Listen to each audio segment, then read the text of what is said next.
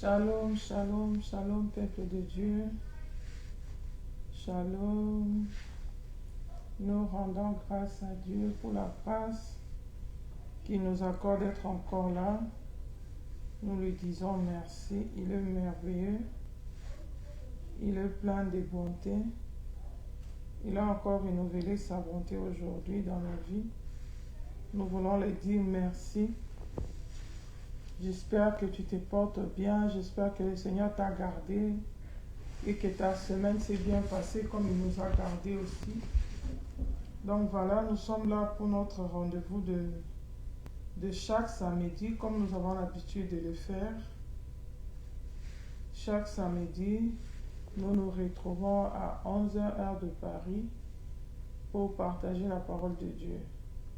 Alors je voudrais faire un signe, je voudrais partager à certains groupes pour leur faire signe que nous sommes là. Donnez-moi une minute, ça ne me prendra pas beaucoup de temps pour que je ne puisse pas oublier de le faire. Et je voudrais en même temps aussi checker le son pour savoir si tout répond parfaitement. Gloire à Dieu.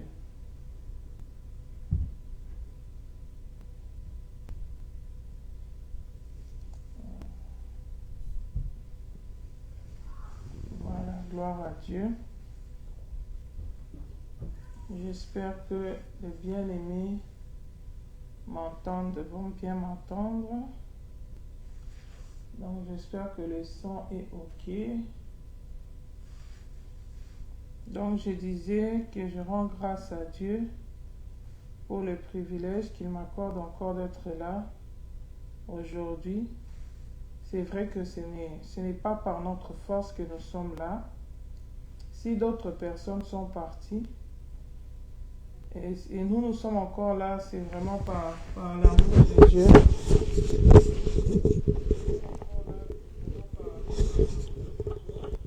Je vais un peu augmenter les volumes. Donc voilà. Je sais que vous m'entendez. Ok. Je crois que nous allons partir comme ça. Nous rendons grâce à Dieu.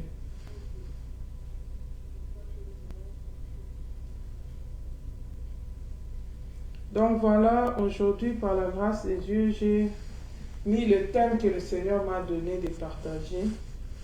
Il m'a donné ces versets ici de 1 Jean, à partir de verset 1 Jean 3, à partir de verset 16, qui nous parle de l'amour.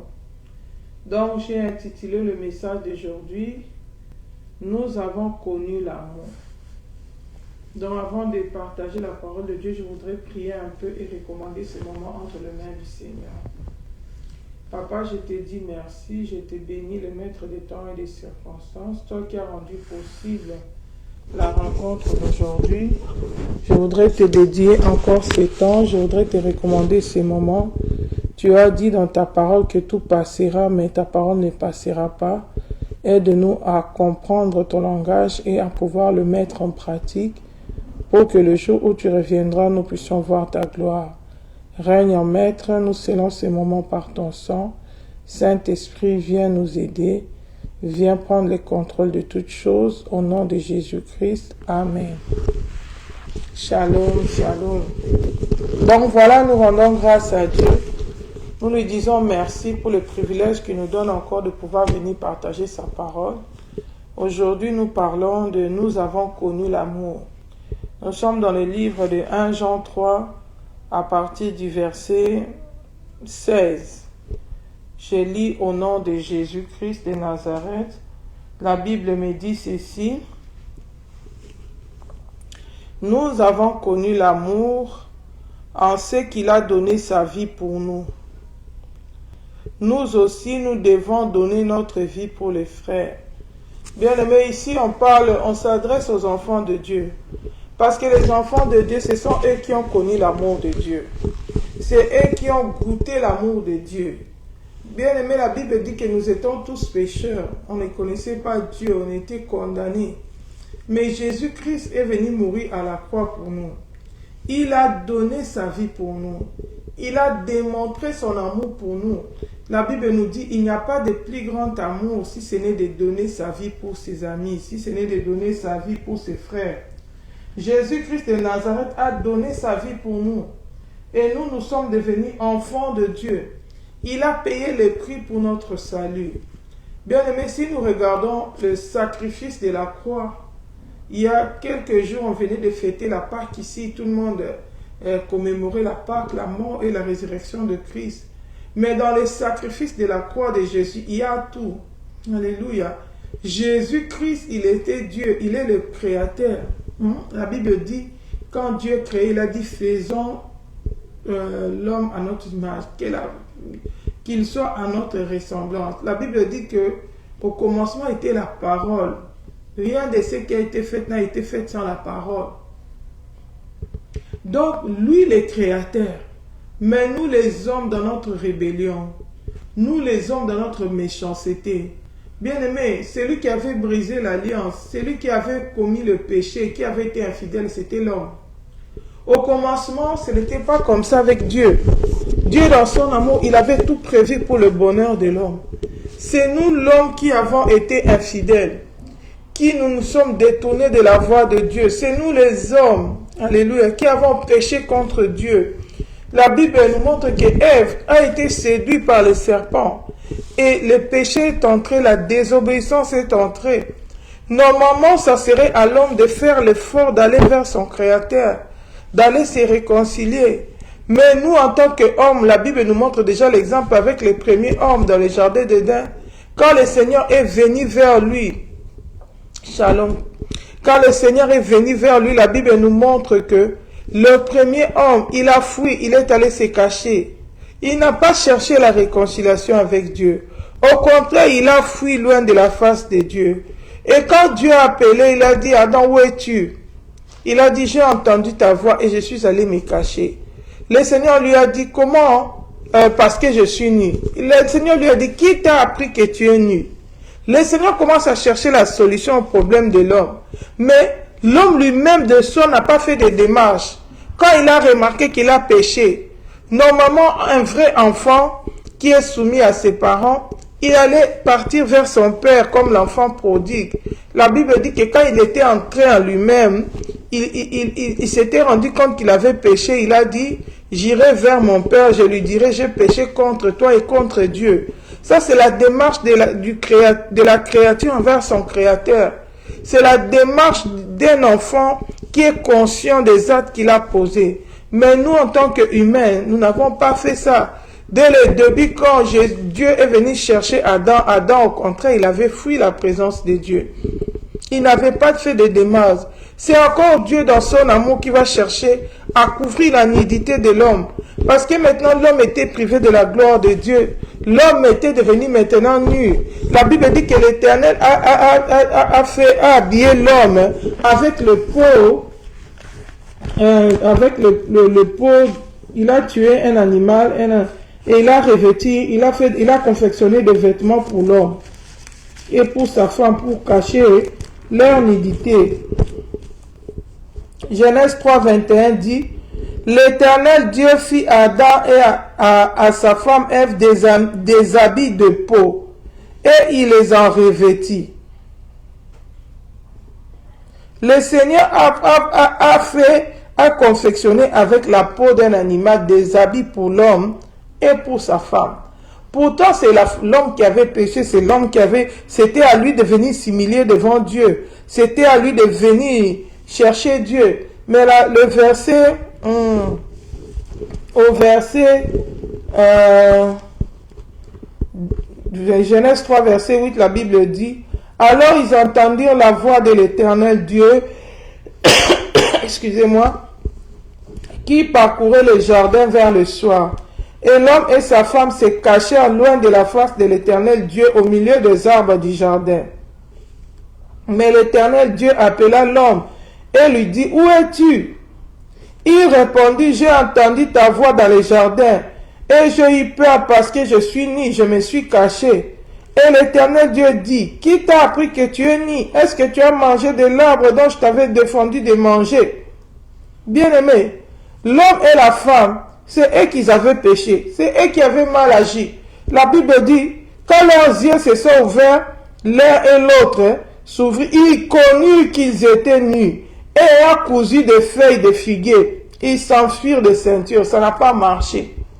Les feuilles de figuier n'ont pas pu couvrir leur nudité. C'est encore Dieu dans son immense amour qui fait les habits de peau à partir de la peau d'un animal. Il confectionne des habits pour eux. Parce que la peau c'est durable. À partir de la peau, on peut faire c'est le cuir, on peut faire des habits qui sont durables. Alléluia. Dieu a confectionné des habits. Dans son amour, il ne cessait pas de chercher des solutions pour l'homme. Et finalement, il avait déjà annoncé dans Genèse 3,15 que là, il mettrait une inimitié entre la femme et entre les serpents. Et la postérité de la femme écrasera la tête du serpent. Et cette postérité, nous savons que c'est Jésus-Christ de Nazareth. Un jour, il a revêtu le corps humain, il a porté le péché à notre place. Dieu a mis son amour au comble pour l'homme. La Bible dit que Dieu a tellement aimé l'homme qu'il a donné son Fils unique, afin que quiconque croit en lui ne périsse pas, mais qu'il ait la vie éternelle. Jésus-Christ a revêtu le corps humain. Il est né d'une femme, dans des conditions humbles. Alléluia. La Bible dit, il n'a même pas eu un berceau pour l'accueillir. Il est né dans une crèche. Et la Bible dit, il était même semblable à celui dont on détourne le visage. Il n'avait rien d'attirant. Aujourd'hui, beaucoup des enfants de Dieu se battent pour la beauté. Ils se battent pour être attirants. Moi, j'ai déjà entendu un enfant de Dieu qui dit aussi, je ne vais pas évangéliser comme ça, sans make-up, sans les artifices de Jézabel. Personne ne va écouter mon évangile parce qu'ils vont trouver que je suis pauvre, je suis malheureux. Je dis, ça, c'est l'évangile qui vient du monde des ténèbres. Notre Jésus, il n'avait rien d'attirant. La Bible dit, il était même semblable à celui dont on détourne le visage. Lui qui est notre maître, et nous sommes les disciples. La Bible dit, le disciple n'est pas plus grand que son maître. Si Jésus-Christ, il s'était humilié, il s'était rabaissé, la Bible dit, il s'est dépouillé de sa gloire, il s'est dépouillé de son autorité, il s'est rendu obéissant jusqu'à la mort et jusqu'à la mort de la croix. Il a pris la forme d'un serviteur. Bien-aimé, lui qui était Dieu, il a laissé toute la gloire, il a laissé toute la royauté, il s'est humilié, et nous, de simples créatures, pour des choses périssables, n'allons-nous pas nous dépouiller pour plaire à notre maître, pour le servir, pour le glorifier, pour le salut des autres? Alléluia. C'est Jésus-Christ qui est la vie et habite en nous. La Bible dit, nous sommes l'habitation de Dieu en esprit. Nous sommes le temple du Saint-Esprit. Jésus-Christ habite en nous. C'est même Jésus qui a touché, qui a guéri dans sa simplicité. Il peut encore le faire pour nous. Nous n'avons pas besoin des artifices de Jézabel. Nous n'avons pas besoin de paraître pour que les gens puissent recevoir l'évangile. Du reste de l'évangile, c'est l'évangile de Jésus-Christ. C'est pas notre évangile. Nous sommes seulement des témoins. Nous allons prêcher, nous parlons de Christ aux nations. Nous sommes de simples instruments. Alléluia. Donc ça ne peut pas devenir une excuse pour ne pas servir Dieu, pour ne pas évangéliser. Ici, on nous dit, nous les chrétiens, nous avons goûté l'amour de Dieu. La Bible dit, nous avons connu l'amour, parce que nous avons connu Christ. Alléluia. Bien aimé, un enfant de Dieu est différent de celui qui ne connaît pas Christ. Celui qui connaît Christ a connu l'amour de Dieu. Je me souviens, les jours où j'ai donné ma vie à Jésus, je n'arrêterai pas de donner ce témoignage. Les jours où l'histoire de ma vie a changé, où j'ai fait la rencontre la plus pertinente de ma vie, où j'ai fait la rencontre qui dépasse la rencontre avec mon époux. Alléluia. Où j'ai fait la rencontre qui dépasse la rencontre de l'enfant qui naît avec ses parents. La rencontre de Jésus-Christ de Nazareth. Ce jour-là, Jésus m'a croisé. J'avais 9 ans. Alléluia. Je me souviens quand on nous a parlé de Christ, on nous a prêché la parole de Dieu. Et quand on a commencé à prier, moi quand je priais dans mes 9 ans, je n'imaginais pas que Dieu pouvait m'aimer aussi. Que Dieu pouvait m'aimer autant. Je n'imaginais pas que Dieu pouvait me répondre. Je ne trouvais pas que je suis si important pour que Dieu me réponde aussi. Pour que Dieu se révèle aussi dans ma vie. J'ai prié comme tout petit enfant. On m'a donné l'évangile, on nous a dit que nous devons nous repentir. Celui qui casse ses transgressions ne prospère pas, mais celui qui les avoue, les délaisse, obtient miséricorde. Comme tout enfant, j'ai compris que, donc on nous a dit il y a des péchés, si tu ne demandes pas pardon, le Seigneur ne va pas te pardonner. Alors s'il y a des péchés que tu as fait dans ta vie, tu as oublié, il faut demander au Seigneur de te rappeler. Si tu as un péché, peut-être que tu avais commis, tu as oublié. Ces jours-là, moi j'ai entendu la parole, j'ai cru et j'ai prié comme on nous avait demandé de le faire. J'ai dit, Seigneur, si j'ai commis un péché dans ma vie, que j'ai oublié, Seigneur, révèle-moi pour que je puisse demander pardon. Parce que je veux que je puisse hériter le ciel. Je veux prospérer, je veux recevoir le pardon de mes péchés. Et curieusement, après avoir fini ma prière, directement le Seigneur m'a répondu. Sur les champs, je ne suis pas retourné à la maison. Quand j'ai fini de prier, directement le Seigneur m'a répondu. J'ai vu un écran devant moi. Bien-aimé, je vous parle des histoires qui se sont passées dans le 1984, quelque chose comme ça. En 1984, il n'y avait même pas encore la technologie d'aujourd'hui. Il n'y avait même pas encore les éclats plats, si c'est quoi là. Mais ces jours-là, moi, j'ai vu un écran devant moi. Dans le ciel, j'ai vu un écran s'afficher. Et dans cet écran-là, on jouait le film de ma vie. J'ai regardé le film de ma vie. Et dans le film de ma vie, je me voyais en train de commettre mes péchés. La manière dont je volais le lait, quand on me disait d'aller prendre du lait pour faire le thé avec, pour toute la famille. J'entrais dans la chambre de mes parents, je partais prendre du lait avec la cuillère et le gobelet. Je prenais un peu d'abord pour moi, je mettais dans la bouche et après, je mets un peu de sucre pour avaler, pour que je suis bien la bouche pour ne pas laisser de traces. J'ai vu ça. Ces jours-là, j'ai dit, qui suis-je pour que Dieu puisse m'aimer autant, qu'un Dieu puisse me parler, et en plus, je me suis rendu compte de mon état de pécheur. J'ai dit, mais qui va échapper au jugement de Dieu? Parce qu'il n'y a pas à discuter. Ces jours-là, j'ai compris que tout ce qu'on fait sur la terre, c'est enregistré au ciel. Il y a un film qui ne devient jamais low-bat, hein? Parce que ici, sur la terre, si tu filmes, l'appareil peut décharger. Il n'y a plus de réseau. Il n'y a plus machin. Mais dans le ciel, ils n'ont pas besoin de réseau. C'est pourquoi on appelle Dieu le témoin fidèle. Il voit tout. Bien aimé, tout était enregistré. Ces jours-là, j'ai compris que je ne peux plus marcher dans la blague. Je dois mettre ma vie au sérieux. Je dois marcher de manière conséquente. Je dois marcher dans la crainte de Dieu parce que tout ce qui se fait sur la terre est enregistré au ciel. Ces jours-là, on a mis le film de ma vie. Ça m'avait dépassé. J'ai commencé à pleurer. J'ai commencé à demander pardon à Dieu. Non seulement parce qu'il m'avait révélé mon péché, mais à cause de l'amour qu'il m'avait démontré. J'avais ressenti l'amour de Dieu. J'ai compris que Dieu m'aimait. J'ai compris que j'avais aussi une place dans son cœur. J'ai compris qu'il avait écouté ma prière. Je ne méritais pas ça. Mais j'ai fondu à l'âme. J'ai ressenti tellement l'amour de Dieu dans mon cœur. Mes encadreurs sont venus, nos conducteurs. Ils ont remarqué une petite fille de 9 ans qui est en train de pleurer. Quand ils m'ont demandé qu'est-ce qui se passe, il y avait une forte onction du Saint-Esprit. Vous savez, quand l'homme se répand sincèrement, le Seigneur confirme cela en envoyant le Saint-Esprit. Il y avait la puissance du Saint-Esprit qui s'est manifestée dans cette réunion. À l'époque, on n'avait même pas de temple. On se réunissait seulement, il y avait des chaises et des bancs, des tam-tams dans la parcelle. Il n'y avait même pas de construction spéciale. Mais on se réunissait là, mais la présence de Dieu était là. Mais aujourd'hui, il y a des grands bâtiments, mais Dieu n'est plus dans ces bâtiments-là. Pourquoi? À cause du péché, à cause de l'hypocrisie, à cause d'une double vie, la vie du péché. Il n'y a plus la simplicité de l'évangile. Il n'y a plus la crainte de Dieu et la pureté de cœur.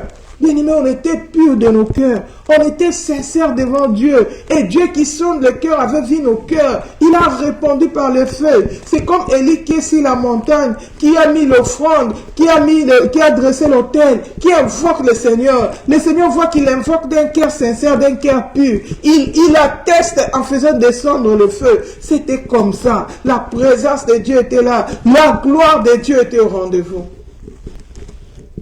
Ils m'ont posé la question, je les ai expliqués.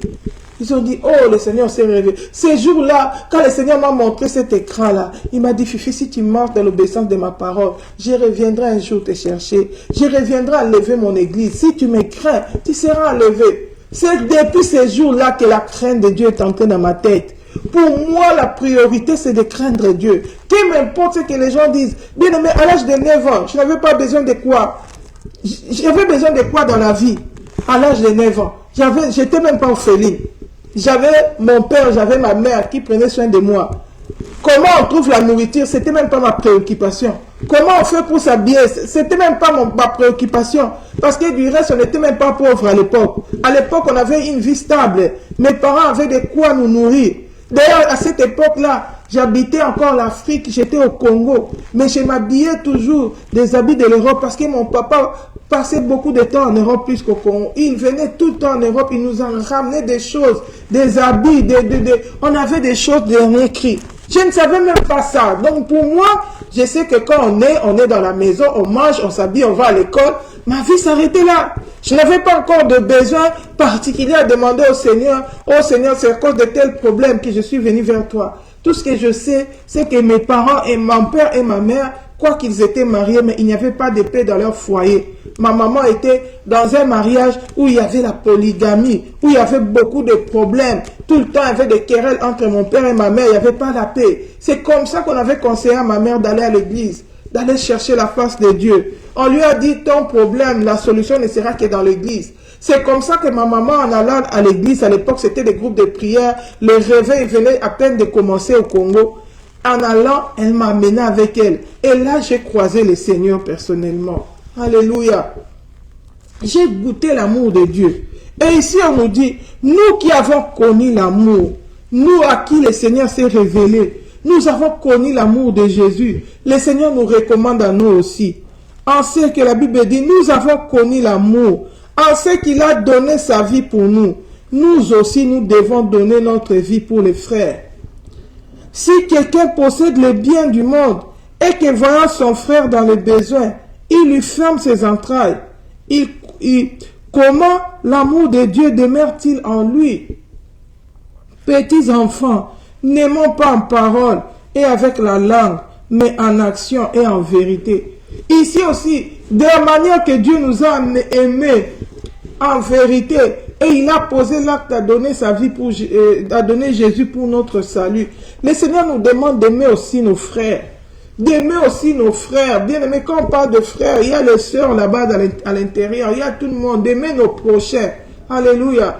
Parce que les commandements de Dieu, les commandements que Dieu nous avait donnés, si on regarde dans le verset 23, la Bible dit, et c'est ici mon commandement, je suis dans 1 Jean 3, verset 23.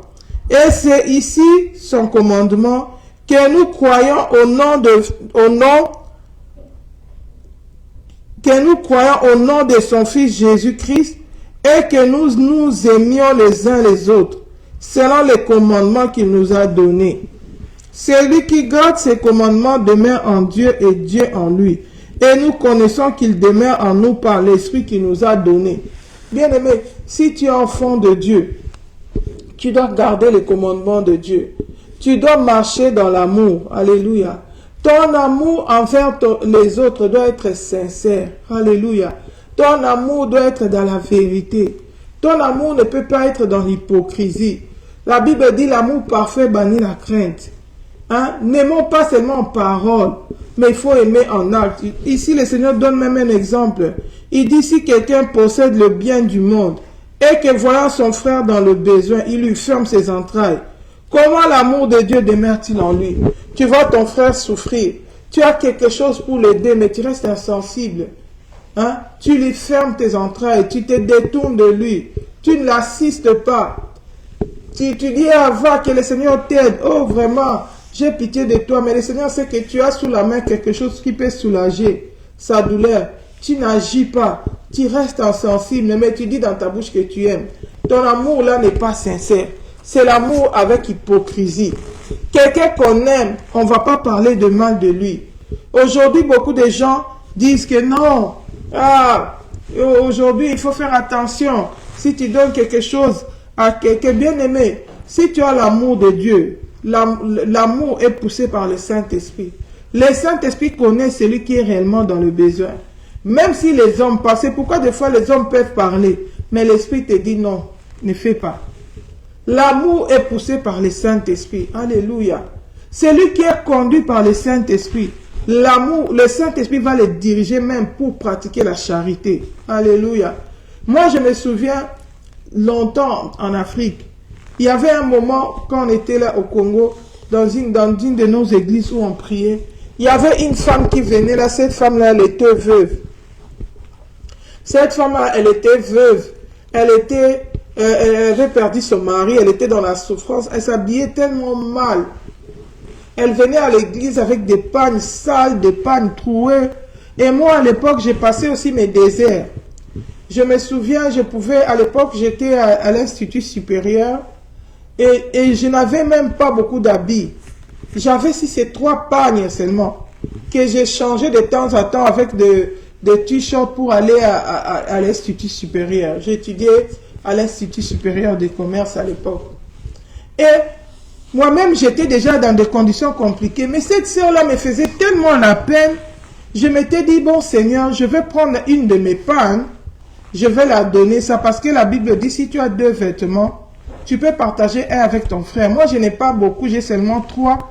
Mais je voudrais prendre un pour donner à cette veuve. Elle me fait tellement de la peine. La manière dont elle vient à l'église, ces pagnes-là, c'est toujours sale, c'est troué, il y a des trous par-ci, par-là. J'avais dit, Seigneur, je vais lui donner. Comme moi, j'avais envie de le faire, par amour pour Christ, parce que je dirais, c'était même pas quelqu'un de ma famille. C'était une sœur de l'église, une maman de l'église, qu'on nous avait dit qu'elle était veuve, qu'elle avait perdu son mari et tout ça. Et alors, pendant que je priais, c'est pourquoi l'enfant de Dieu, tu dois tout faire conduit par le Saint-Esprit. Pendant que je priais, je n'avais dit à personne, parce que la Bible nous dit que le monde, ça doit aussi se faire en secret. La Bible dit que c'est que la main gauche donne, la main droite ne peut pas connaître. Pourquoi le Seigneur nous empêche? Parce que quand les gens vont savoir que tu as posé un bon acte, les gens vont louer l'acte que tu as posé. Et la Bible dit que quand tu reçois le louange des hommes, tu ne recevras plus de récompense de la part de Dieu. Alléluia. C'est vrai que les hommes peuvent donner ton témoignage, mais ne tire pas gloire dans ça. Il faut que ça se fasse dans le secret. Que Dieu qui voit dans le secret puisse te récompenser. Alléluia. C'est pourquoi il y a d'autres personnes qui disent, vous êtes les enfants de Dieu, il faut aussi faire ça, il faut aussi faire ça. Moi, en tant qu'enfant de Dieu, si je fais quelque chose, je ne vais pas sonner la trompette. Je ne vais pas venir te dire que moi j'ai fait ceci, j'ai fait cela. Non, je le fais par obéissance à la parole. Et le Seigneur qui nous a demandé de le faire, nous a dit que quand la main gauche donne, la main droite ne peut pas être au courant. Alléluia. Parce que je ne veux pas que toi, en tant qu'homme, tu puisses m'applaudir. Je vais le faire par amour pour mon Dieu. Alléluia. Je le fais par obéissance à la parole de Dieu. Et puisque lui aussi c'est mon frère, c'est ma soeur, je le vois dans la souffrance, poussé par le Saint-Esprit, je vais l'assister. Je ne peux pas le faire de publicité pour aller dire aux gens, si un tel, et comme ça c'est moi qui avais fait ça. Quand tu dis déjà ça là, il n'y a plus de récompense dans les ciels. Tu tires ta gloire dans ça. Le Seigneur n'aime pas. Le Seigneur dit, la main gauche, quand la main droite donne, la main gauche même ne peut pas savoir. Si ta main qui est avec toi ne peut pas savoir, est-ce quelqu'un de dehors? Alléluia. Et moi, je n'avais pas dit à quelqu'un. C'était entre moi et Dieu. Je priais, c'est le désir qui était monté dans mon cœur. Mais Dieu, comme il est amour, il savait que cette femme-là, elle n'était pas dans le besoin. Alléluia. C'est compliqué. Pour les hommes, on voyait que nous, avec les yeux de la chair, on voyait qu'elle était dans le besoin. La Bible nous demande de s'occuper des veuves et des orphelins. Et d'ailleurs, dans la Bible, on nous montre dans Acte 6, on avait critiqué les premiers croyants, l'église primitive. Pourquoi? Parce que leurs veuves étaient négligées dans leur service. Donc, c'était normal que moi, en tant qu'enfant de Dieu, je puisse assister une veuve. Mais ces jours-là, le Saint-Esprit m'a dit, Fifi, ne le fais pas. Pendant qu'une de nos sœurs qui priait, Dieu l'a montré en vision. Moi, je suis venu avec ma panne là, je suis venu donner à cette veuve. Et que dès que la veuve a pris la panne, elle a commencé à m'envoûter à partir de la panne. Et le Seigneur, elle était étonnée, dit, mais Seigneur, tu nous as demandé d'assister les veuves. Comment ta fille, elle a assisté une veuve et cette veuve commence à les combattre. Alléluia. Le Seigneur lui a dit, l'amour est poussé par le Saint-Esprit. C'est pourquoi c'est contradictoire si nous lisons la parole de Dieu, si tu n'as pas le discernement dans 1 Corinthiens chapitre 13, la Bible dit ceci. 1 Corinthiens chapitre 13. La Bible dit au verset 3. Et quand je distribuerai tous mes biens pour la nourriture des pauvres, quand je livrerai même mon corps pour être brûlé, si je n'ai pas la charité, cela ne me sert de rien. Tu peux te poser la question, mais comment ça? Quelqu'un qui a déjà distribué tous ses biens aux pauvres, il a la charité. Parce qu'on le fait parce qu'on a la charité. Bien aimé, non. La charité, l'amour est poussé par le Saint-Esprit. Alléluia. On dit même quand je distribuerai tous mes biens pour la nourriture des pauvres, quand je livrerai même mon corps pour être brûlé, si je n'ai pas l'amour, cela ne me sert de rien. Si je n'ai pas la charité, oh, mais on va nous définir dans le dictionnaire. Charité, c'est démontrer l'amour par des actes, hein, en posant des actes de charité, en soutenant les pauvres, l'orphelin. Mais ici, quelqu'un a distribué tous ses biens. C'est pourquoi aujourd'hui, il y a une confusion dans le monde. Souvent, nous voyons des organisations, comment dire, internationales, ou des gens là, qui viennent, ils donnent des biens, ils assistent des pauvres. Tu te dis, ah, en tout cas, ils ont l'amour. L'amour est poussé par le Saint-Esprit. Bien aimé, celui qui n'a pas Dieu n'a pas l'amour. Combien de gens aussi, des satanistes, ils viennent, ils te donnent quelque chose. Quand tu prends, ils volent ton étoile, ils détruisent ta vie. L'argent là que tu as pris là, ça rachète déjà ton âme. Mais ce que lui t'a donné, tu vas le manger, maintenant c'est fini. Mais tu as perdu ton âme. Il a retiré toutes les bénédictions que Dieu avait mis dans ta vie. Toi, tu restes souffrir, lui il s'enrichit. Ses affaires augmentent, il te sacrifie dans ses biens. Bien aimé. C'est pourquoi la Bible dit, en réalité, dans l'homme, c'est l'esprit. Bien aimé, le jugement de Dieu, c'est différent des jugements des hommes. Nous, les hommes, on peut voir, on dit, ah, regarde, hein, regarde comment il a l'amour, il fait la charité. Mais Dieu n'appelle pas ça la charité. C'est pas le fait d'avoir distribué ses biens pour donner aux gens qu'on a l'amour. Ce n'est pas ça. Même pas comme nous voyons une religion que je vais te citer les noms. Il y a des moments où ils font des sadakas, où ils font... Mais ce sont des aliments envoûtés où ils sacrifient les gens. Mais toi, quand tu vas voir avec les yeux de la chair, tu vas dire, ah, c'est l'amour. Regarde, il distribue. Bien aimé, tout acte de distribution, de donner, ce n'est pas l'amour. L'amour est poussé par le Saint-Esprit. C'est pourquoi, même pour recevoir quelque chose, il faut que ça soit aussi poussé par le Saint-Esprit. Toute offrande, ce n'est pas à être agréé. Tout don, ce n'est pas à recevoir. C'est pourquoi un enfant de Dieu doit marcher éviter la convoitise. Il doit marcher dans le contentement de soi. Ce n'est pas tout ce qu'on te donne que tu dois recevoir. Alléluia. Dans mon petit parcours avec le Seigneur, non seulement il m'a enseigné en donnant, il y a aussi des moments où le Seigneur m'a enseigné à refuser de prendre ce qu'on m'a donné. Alléluia. Une fois quelqu'un vient me donner un habit, le Seigneur me dit, tu vois seulement cet habit-là, si tu prends ça, tu portes ça, tu entres dans la prison de cette personne c'est un agent de l'ennemi. À partir d'aujourd'hui, ne prends plus ses vêtements. Quand il vient te donner des vêtements, ne prends plus. C'est le point de contact qu'elle utilise pour détruire ta vie. Bien aimé, si je n'avais pas écouté le Seigneur, mais nous les hommes, nous allons dire quoi? Ah, c'est l'amour, regarde. Le Seigneur nous avait dit, l'amour doit être sans hypocrisie. Et il sort là-bas, mais regarde, il n'a pas l'amour. Regarde, lui, il partage ses biens. Alléluia. C'est comme ça, il y a des gens comme ça. Tu vois, des fois, souvent, il y a des gens comme ça dans des familles. Souvent, il n'est pas marié, ou soit il est marié, il n'a pas des enfants. Il élève tous les gens de la famille. C'est lui qui a fait étudier un tel, c'est lui qui a fait étudier un tel. Mais comme vous avez remarqué la vie de ces intels-là qu'on a fait étudier, ça n'avance pas. Ça ne va pas de l'avant. Ils vivent des situations mystérieuses. Et quand ils vont dans des prières, dans des délivrances, c'est la personne qui les a élevés qui se manifeste dans leur vie. Pourquoi? Il les avait utilisés comme des poulets, des poulaillers dans son des poulets, comme des poules dans son poulailler. Il les avait nourris pour les égorger quand ils auront plus de santé, quand ils seront plus gras. Alléluia. Quand ils seront plus gras, Mais nous les hommes, on a dit, ah, c'est comme quelqu'un qui élève ses poussins. On va dire quel amour, il aime ses poussins. Chaque matin, il coupe son sommeil. Il va les nourrir, il va les donner des graines. Ah, ça c'est l'amour. Mais quand Dieu va regarder, il dit, c'est pas l'amour. Il est en train de les nourrir pour qu'ils qu'ils deviennent gras pour bien le manger. C'est Dieu qui sonde les cœurs, qui éprouve les reins. C'est pourquoi, bien aimé, nous devons nous confier au Seigneur. Mais en dépit de ça, quelqu'un qui est conduit par le Saint-Esprit, si un agent du diable veut te piéger, l'Esprit va te dire ne le fais pas. Combien de fois en cours de route, quelqu'un peut te tendre la main, le Seigneur te dit ne donne pas. Mais il y a aussi des moments où le Seigneur te dit, quelqu'un ne t'a même pas demandé, le Seigneur te dit, va donner, donne ça à un tel. Va prendre soin de mon enfant. Quand tu vas partir là-bas, pose tel acte. Alléluia. Le Seigneur est celui qui défend. Le Seigneur est celui qui nous... L'amour, bien-aimé, est poussé par le Saint-Esprit. Alléluia. L'amour est conduit par le Saint-Esprit. L'amour n'est pas conduit par les émotions. L'amour n'est pas conduit par les sentiments. Alléluia. La Bible dit, même si je prends mon corps, je le brûle. Si je n'ai pas l'amour. Mais j'ai donné mon corps pour les autres. Comme dans notre religion, là, on voit des gens qui se brûlent, ils crient, ils s'explosent. Tu vas en enfer. La Bible dit, celui qui détruira le temple de Dieu. Ton corps est le temple de Dieu. Celui qui détruira le temple de Dieu, le détruira aussi. De la même manière, celui qui se suicide va en enfer. Si tu as des problèmes, tu es dépassé, va à Jésus.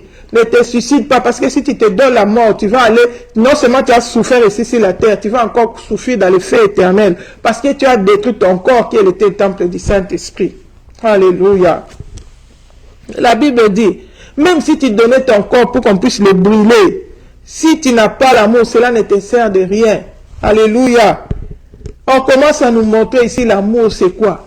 Ici, on nous demande de nous aimer. Nous avons goûté l'amour qui est Jésus. Comment Jésus nous a aimés. Nous aussi, nous devons aimer les frères. Mais on nous montre comment on doit aimer les frères. On nous a déjà enseigné que l'amour est poussé par le Saint-Esprit. C'est l'amour. L'amour vient de Dieu. Hein? Dieu habite en nous. Nous connaissons que Dieu habite en nous. C'est par son esprit. Alléluia. Le verset de Jean 3, verset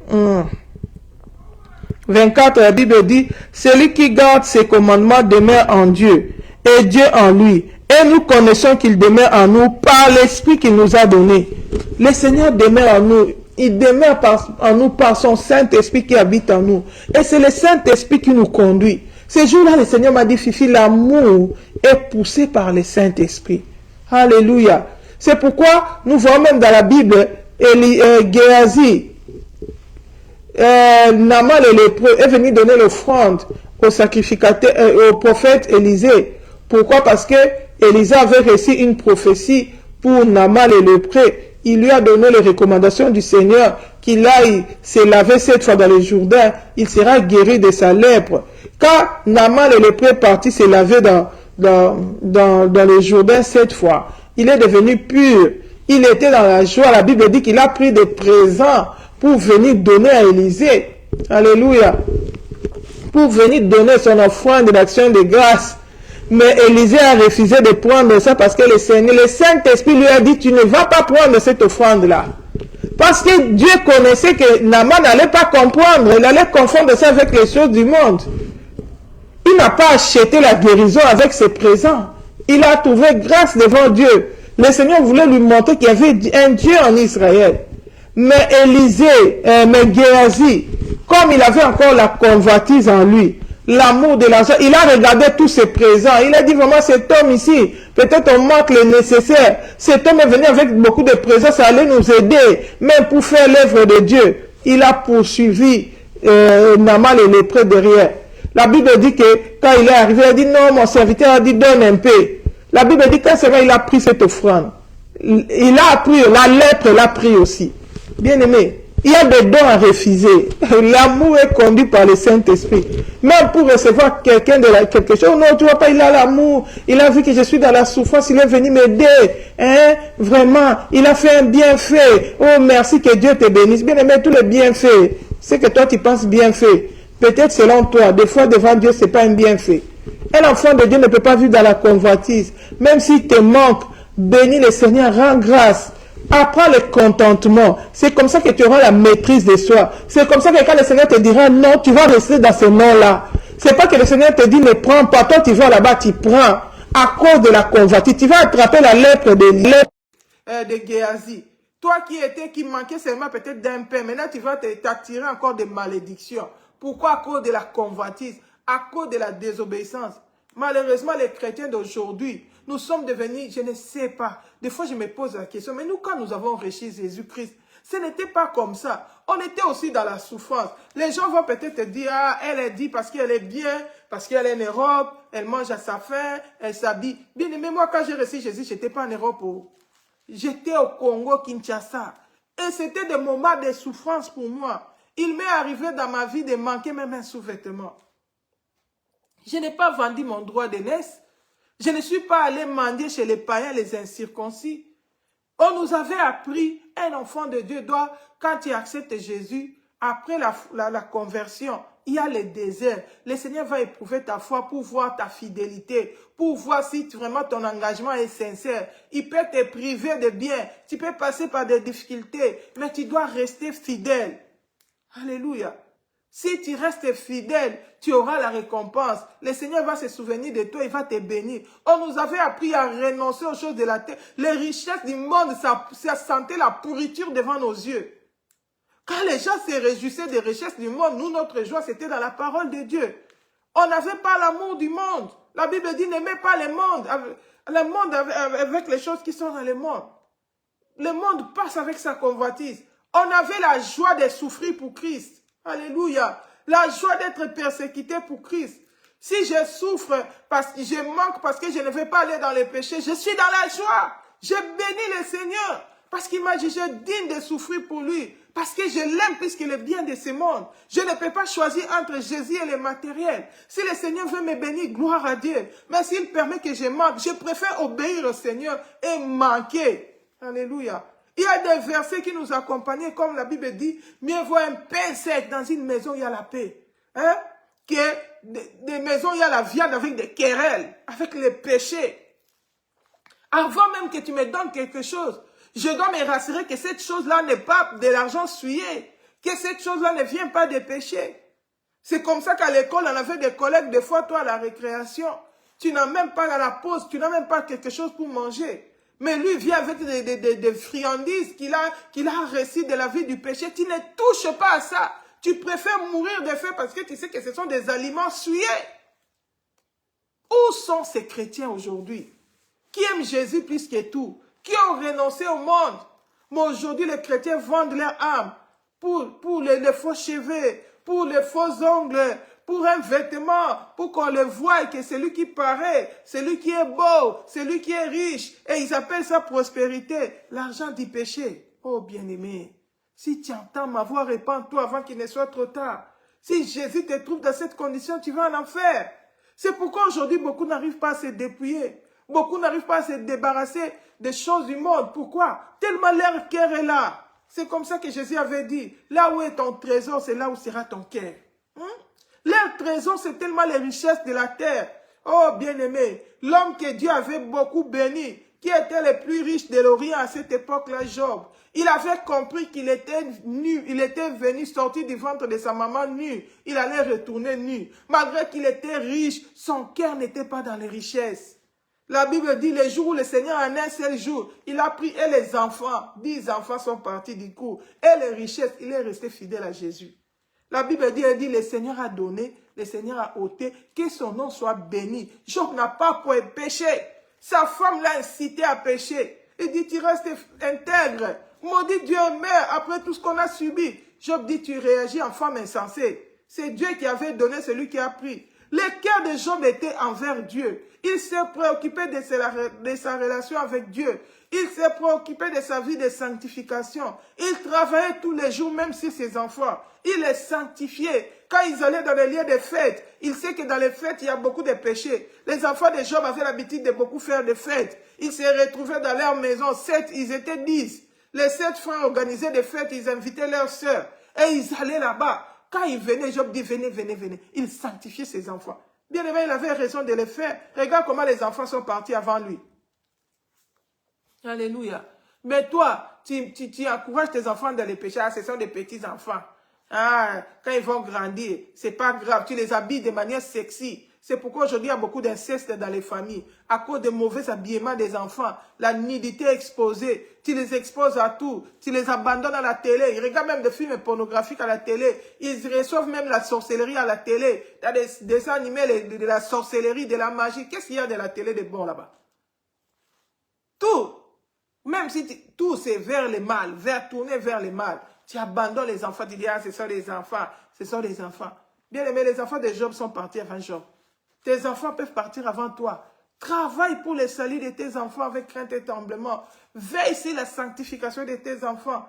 La Bible dit que Job sanctifiait ses enfants. Il ne se relâchait pas. Chaque fois qu'il venait de la fête, il dit, hey, venez d'abord, venez, venez, venez, venez. Il les sanctifiait.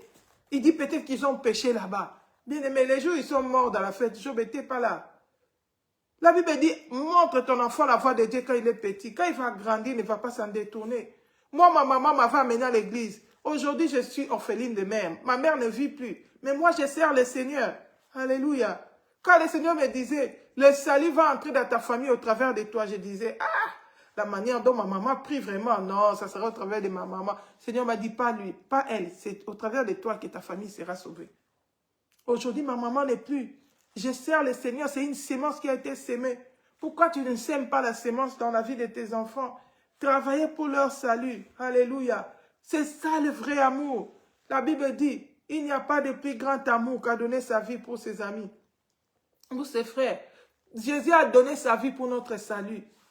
Sacrifie-toi pour le salut de tes enfants. Sacrifie-toi pour le salut de tes frères, de tes soeurs.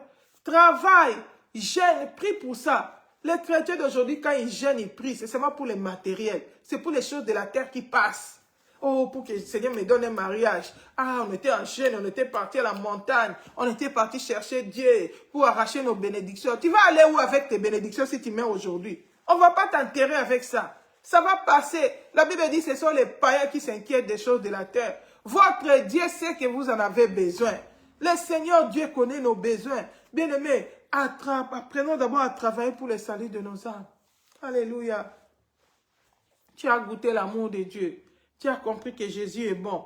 Toi aussi, sacrifie-toi pour le salut des autres. Démontre l'amour de Dieu par tes actes. Que l'amour ne soit pas seulement en parole. Qu'elle soit accompagnée des actes. Qu'elle soit en vérité. Alléluia. La Bible dit l'amour, elle est patiente. Elle est pleine de bonté. Elle n'est pas envieuse. Celui qui a l'amour aura la patience. La patience dans l'épreuve. C'est pas que tu ne vas pas envier. Parce que tu vois que l'autre est béni. Ah, la bénédiction des autres, ça commence à te faire mal au cœur.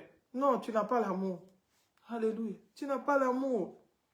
La Bible dit que celui qui a l'amour, il va se réjouir avec ceux qui se réjouissent. Il va aussi pleurer avec ceux qui pleurent. Tu n'auras pas l'envie, comme Caïn, parce qu'il a vu que les œuvres d'Abel étaient bien devant Dieu et que Dieu avait agréé son offrande. Lui, il était rempli de haine à cause de ça. Il a tué son frère à cause de l'envie. Non. Mais les chrétiens d'aujourd'hui, nous sommes enviés. Nous envions le monde. Nous envions les gens. Hey, je vais voir comme lui. Et je vais être... Tu ne connais pas les chemins par lesquels il est passé. C'est pourquoi beaucoup de gens sont allés dans l'occultisme. À cause de l'envie, de la richesse. Ils voient l'autre marcher dans une voiture. Lui aussi, il veut marcher dans cette voiture-là. Oh, bien-aimé. Nous avons goûté Christ, qui est le véritable amour. Il a donné sa vie pour nous. Travaillons aussi pour le salut des autres. Même dans l'église, que notre amour soit sans hypocrisie. Que notre amour soit sincère. Alléluia, shalom ma soeur Higuette. Que notre amour soit sincère. Que notre amour soit sans hypocrisie. Que nous puissions aimer les frères et les sœurs. Alléluia. Beaucoup de gens, des fois moi j'observe, tu vas remarquer beaucoup de gens même dans les églises, quand c'est lui qui a un problème, il s'attend qu'on l'assiste. Mais quand c'est quelqu'un d'autre qui est dans le problème, il s'en fout, il est insensible.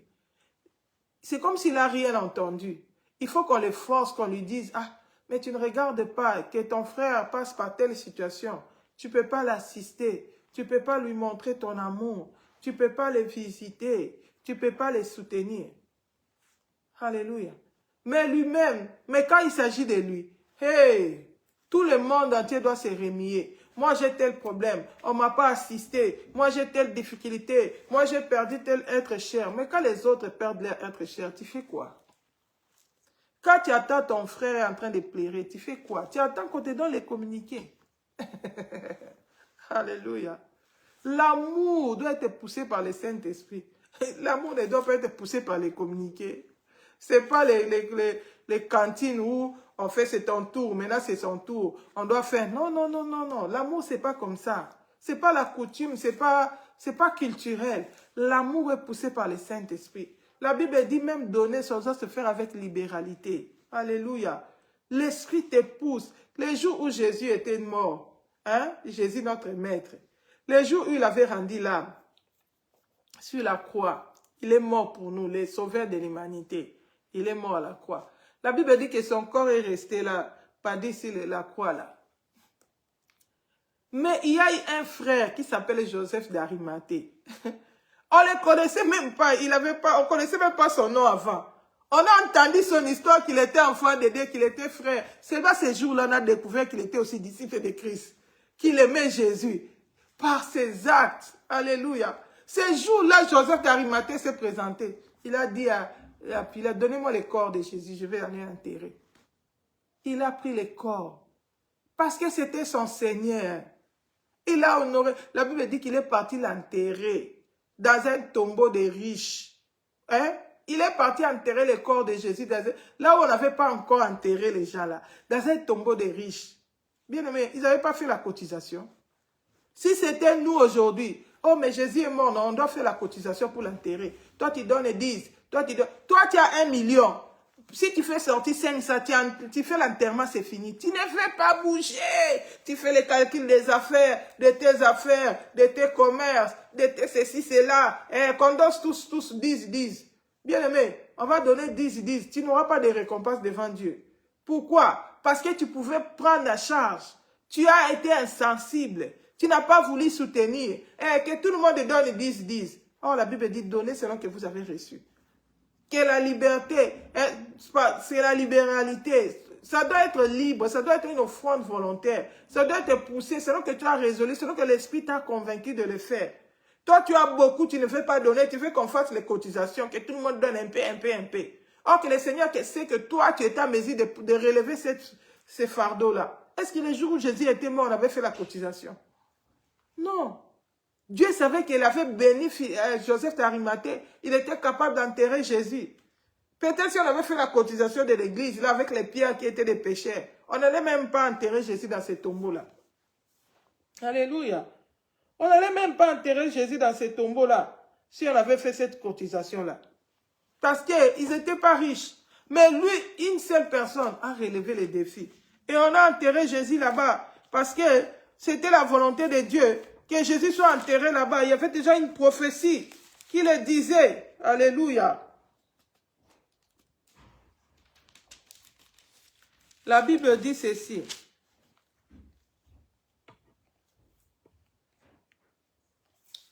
Je vais lire ça au verset, je suis dans Jean du chapitre 19, verset 38. La Bible dit, après cela, Joseph d'Arimathée, qui était disciple de Jésus, mais en secret, disciple mais en secret, c'est Dieu qui connaît les vrais disciples. C'est pas ceux qui frappent la poitrine, nous sommes quelque chose, c'est Dieu qui connaît. Qui était disciple de Jésus, mais en secret, par crainte des Juifs, demanda à Pilate la permission de prendre le corps de Jésus. Et Pilate le permit. Il vint donc et prit le corps de Jésus. Nicodème, qui auparavant était allé de nuit vers Jésus, vint aussi, apportant un mélange d'environ 100 livres de myrrhe et d'aloe. Ils prirent donc le corps de Jésus et l'enveloppèrent de bandes avec les aromates, comme c'est la coutume d'ensevelir chez les Juifs. Or, il y avait un jardin dans les lieux où Jésus avait été crucifié, et dans les jardins, un jardin dans les lieux où Jésus avait été crucifié. Et dans les jardins, un sépulcre neuf, où personne encore n'avait été mis. C'est là qu'ils déposèrent Jésus à cause de la préparation des Juifs, parce que le sépulcre était proche. Il a pesé de ses richesses. 2 personnes seulement. Alléluia. Joseph d'Arimathée est allé demander le corps de Jésus. Nicodème a amené les aromates. À 2, ils ont relevé le défi. Et on a enterré Jésus dans un tombeau riche. La Bible dit, dans un sépulcre neuf, où personne encore n'avait été mis. Alléluia. Ils n'ont pas fait la cotisation. Donnons 10, ils disent. Donnons 20, 20. Tiens, l'argent, tu fais. Mais beaucoup de gens, quand ils doivent soutenir les autres, ils viennent avec des histoires qui ont moins de valeur. Des histoires médiocres, des secondes mains. Des histoires là qui n'ont pas de valeur. Mais quand il s'agit de lui, il s'achète des derniers cris. Ça, c'est l'amour avec hypocrisie. Ça, s'il est fait pour que les gens voient que celui qui aime, il va donner avec son cœur. Tu vas donner quelque chose de valeur. Que la personne recevra, ça va dire, ah, il va bénir le Seigneur. La Bible nous montre Marie de Magdala, quand il est allé offrir les parfums à Jésus. C'était les parfums de nard. Les gens qui ont la convoitise comme Judas, il a même murmuré. Il a dit, ces parfums-là qui coûtent très cher, on devait prendre pour vendre, pour donner pour Jésus. Il dit, menteur, tu n'as pas les soucis des pauvres. Il disait ça parce qu'il voulait voler l'argent dans la caisse. Qu'on puisse vendre ça, comme ça, lui qui gérait l'argent, allait prendre cet argent-là pour utiliser. Oh, bien-aimé, que notre amour soit sans hypocrisie. La Bible dit, nous avons goûté l'amour. Nous devons aussi démontrer l'amour avec les frères. Voilà, nous allons nous arrêter là pour aujourd'hui. Il y a beaucoup de choses à dire sur l'amour, mais souffrons qu'on puisse s'arrêter là. Que le Seigneur nous bénisse, que ce soit notre réflexion de la semaine, du week-end. Est-ce que je démontre assez d'amour? Est-ce que mon amour est sincère? Est-ce que je ne suis pas égoïste? Est-ce que je ne cherche pas mon propre intérêt? Quand il s'agit de moi, tout le monde doit se fléchir pour me satisfaire. Quand il s'agit des autres, je fais semblant. D'autres personnes, il va même blesser les autres. Il a des paroles blessantes, des langues de venin. Il s'en fout. Il fait le mal aux autres. Lui, il parle et s'en va. Ça ne l'intéresse pas. Mais lui, quand on lui dit quelque chose, hey, il m'a fait ceci, il m'avait dit ceci, un tel ne m'a pas démontré l'amour, un tel ne m'a pas fait ceci. La Bible dit, aimons-nous. Si on prend la même phrase là, on tourne ça contre lui, c'est des bombes. Alléluia. Il ne pratique pas. La Bible dit, ce que tu veux que les autres fassent pour toi, fais-le aussi pour les autres. De la manière dont tu aimes qu'on puisse t'aimer là, aime encore plus aussi les autres. Alléluia. C'est pourquoi celui qui aime, il ne force pas. Celui qui aime sincèrement, il n'a pas besoin de le dire. Il n'a pas besoin d'aller réclamer devant les gens. Pourquoi? Parce qu'il y a une loi de la sémence qui existe. Quand tu sèmes, tu vas moissonner. Si tu sèmes l'amour, les jours où tu seras dans le besoin, le Seigneur va donner aussi l'amour. Il va toucher les gens pour venir démontrer l'amour. Tu ne vas pas forcer ça. Ça va être naturel. Alléluia. Parce que le juste juge. Il est au ciel. Il y a un Dieu quelque part dans le ciel. Que le Seigneur nous bénisse. Passons un bon week-end avec Jésus. Si notre Seigneur ne revient pas, on se retrouve encore prochainement dans nos différents programmes. Shalom, shalom, bye bye.